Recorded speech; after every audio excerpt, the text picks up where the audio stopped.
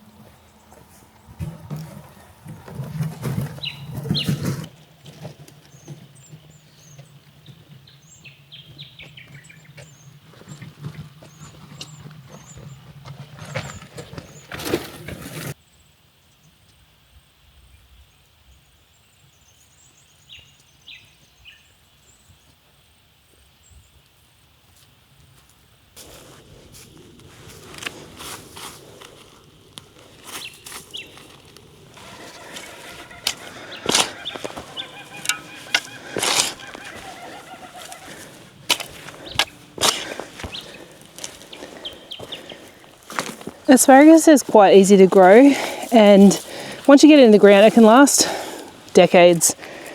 You know, it's not unusual to hear of it going for 20 years or more. The thing about it is though, they don't like to be transplanted, and since I'm transplanting I do have to choose a spot where I'm going to leave them now, and I'm happy with this location. It is in the flower section of my garden. If you don't pick them all, they create these beautiful fern-like foliage, and it's actually really nice in flowers, so it won't be a bad thing to have it in the flower section of the field. I'm starting with my smaller crowns. They've come out of a garden bed that we removed near the house yard. Mine would be, I want to say 8 years old, but they've not been in good soil and they've been competing with grass, and the crowns hate competing with grass. So I'm going to put mine in here, baby them this season, and hopefully they'll take off next season. You really want to put your asparagus crowns in soil that's well composted, or it's got manure. Mushroom compost is excellent. That's a really good match for the pH that the crowns need, and it needs to be really well draining soil, like they don't want to sit waterlogged. So I'll show you how to plant them. They can go 30 to 50 centimetres apart. I'm going to go 30 because I always plant everything pretty close. You dig out a hole that's going to fit the tentacles, let's call them, in it. That needs to be a little bit bigger again. But what you want to do is dig out your hole, and then, I've got some rocks in there, put a mound in the middle. And you want the mound to be in position so that when the crown goes in, this crown is sitting just below the surface level of the soil. They can even be slightly poking out, but you actually want that quite tall, and you can spread the tentacles out. I don't even know if they're called tentacles, but I mean, it looks like an octopus, so that's why I'm saying it. And then you just want to backfill it all. You can see I've got lots of there's broken up manure and everything in this soil, and you just want to check where that crown is. It's right there. I will put the soil level with my crown because I will be mulching on top, so the frost isn't going to be able to get it. So for now, I'm going to put the mulch on because it's going to remind me of where I've actually put that crown, and that one's done. And then I'll do one next to it. You can see that crown there. That bit at the top needs to be level or just under soil level. This one's got really long, what are we going to say, tentacles. You can spread them out a little bit too if you wish. I'm just going to make sure mine get covered well.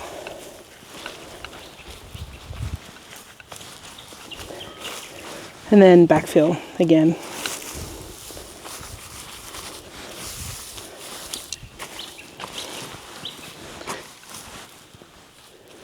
Whoops, one got out there. Put him back in.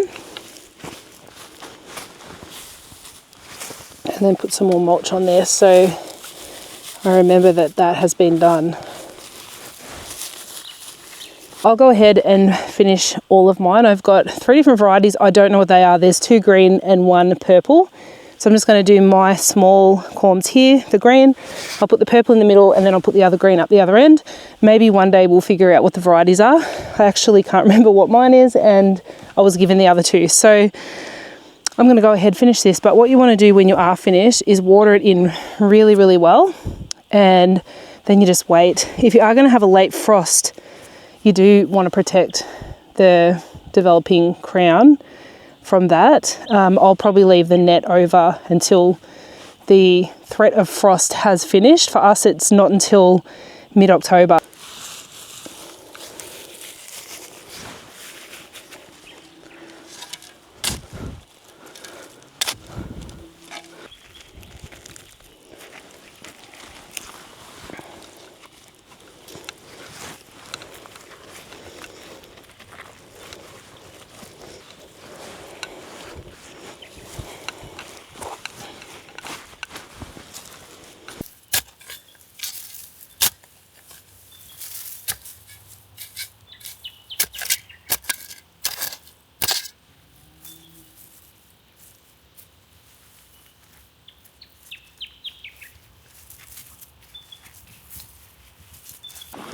I have all of those in, and now I've got these crowns that a lady in town gave me.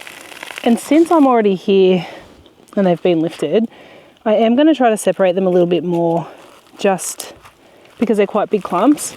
And as far as I know, you just do your best to wiggle them apart.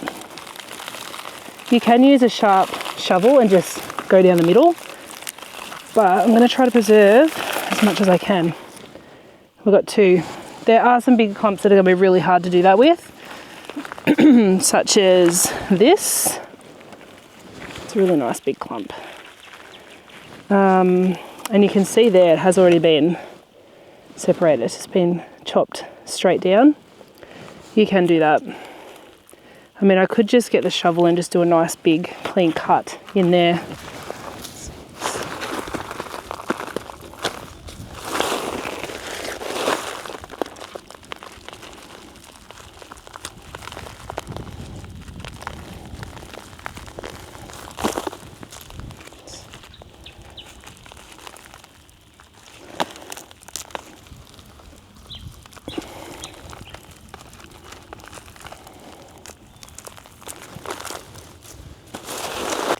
When you're separating, what you want to look for is the crown area.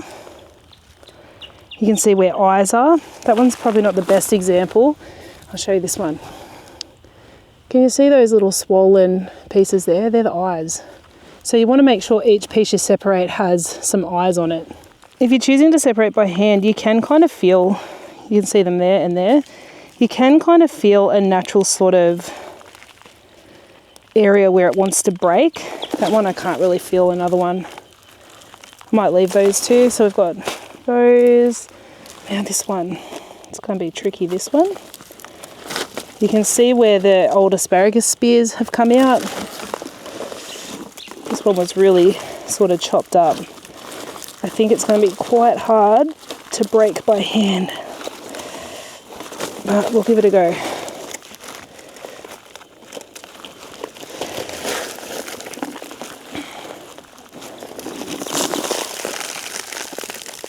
No, I'm going to have to use the shovel on that one.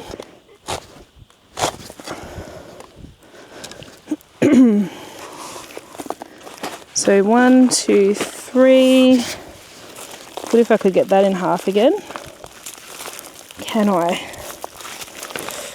Yep, it's going to go.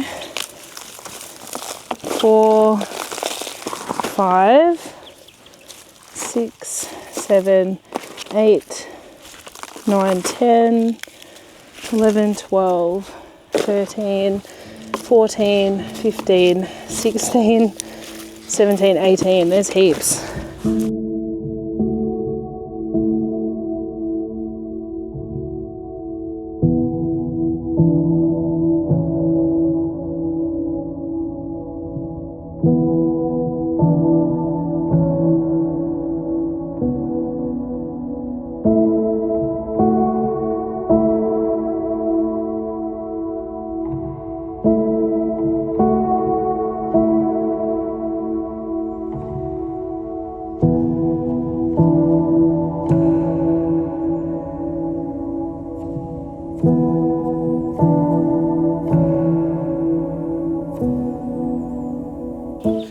The net isn't here so much to keep the animals off the garden. It's here now, especially on the asparagus. The others, the rabbits would get it, and the wallabies. This is here so that it's kind of uniform. Anywhere where there's a cover, there is a plant. And so it's to mark out the asparagus, but it's also, it's going to be a little bit of a frost barrier. I have got mulch on top too.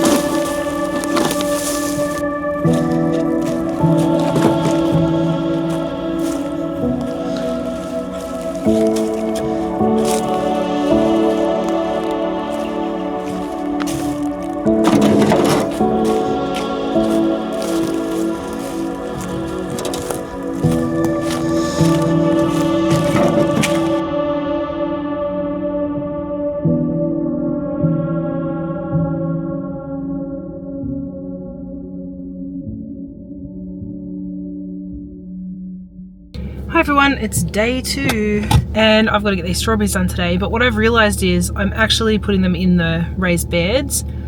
I don't have enough soil, like soil to move from elsewhere. I've already moved soil around this season, filling things up, so I don't want to be taking it from anywhere else. So I'm going to go in and get a load of, just 1 scoop of veggie mix. They have told me that the soil, the pH test today is 7.3. It's slightly too high for the strawberries, but at this point I'm getting these strawberries in so late, like transplanting them so late. I would like to have them settled by the end of July. It's nearly the end of August, so I'm just going to go get it. I'm going to go with it. I'm going to have to just accept that potentially the strawberries aren't going to be amazing this year.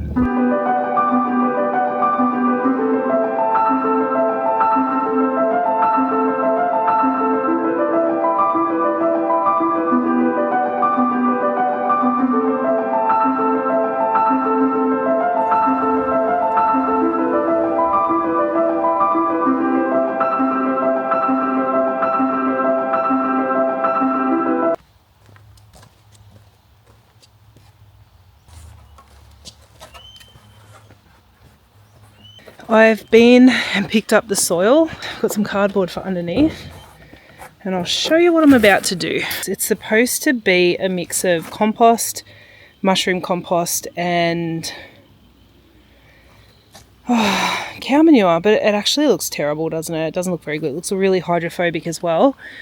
I've got the 2 garden beds. I just need to measure that out to make sure they're in the right spot.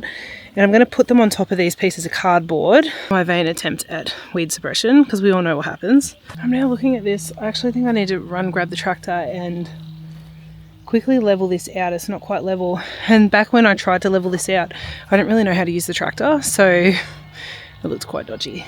Ta-da! I think it took me like 20 minutes. I need to fix this area up, but I will do that at a later date because I also need to fix this up. Puss is checking it out. She in camo.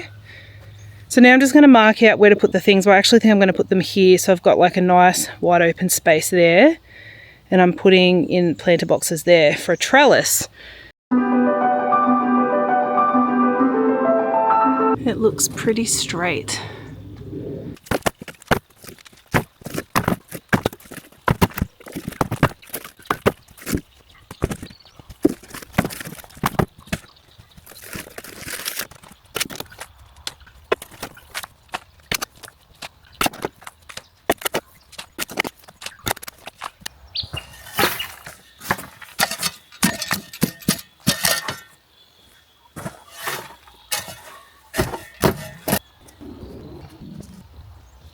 Beautiful and done.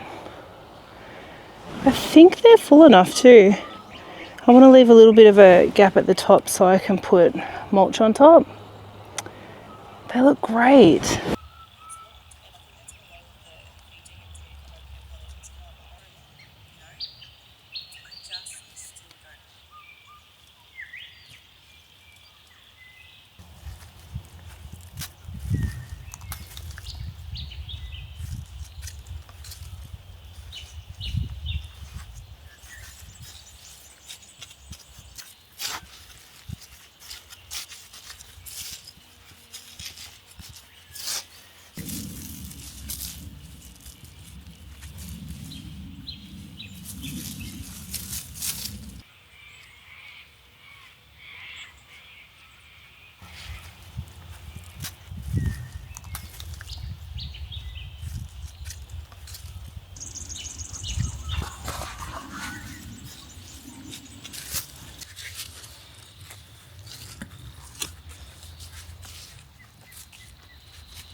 The day is my oyster. I actually forgot it was today. Totally forgot it was Saturday.